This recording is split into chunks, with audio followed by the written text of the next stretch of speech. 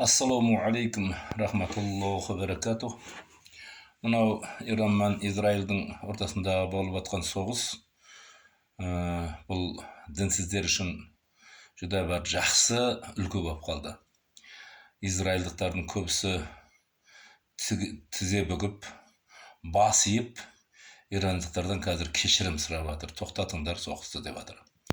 Кезінде Палестинда жас балалардың аяқ қолы шашылып жатқанда, әйелдердің, ер адамдардың аяқ қолы шашылып жатқанда неге тоқтат деп айтылмады? Қазір көп балалар жетім қалып кетті. Көп балалар аш отыр.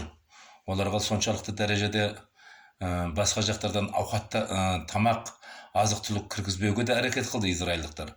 Сондай зұлым қылды.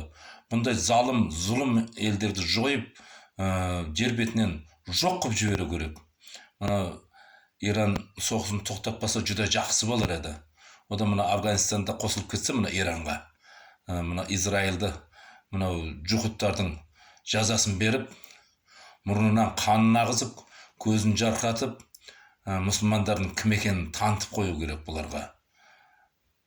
Сауап болды мынау Израильдағы жұһуд еврейлерге. Ирандар жүдә дөп басып, тура тамырынан басып жатыр. Тамырынан басу керек. Әлі де басу керек, бұлар жойып тастау керек израильдықтарды. Бекерден бекер жағы өздері бас көтеріп, мұсылмандарға тиісіп, олардың бала шағасына дейін,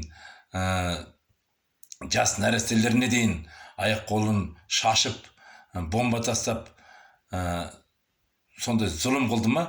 Бұндай залым елдер жер бетінде болмау керек, жойылып кету керек бұлар.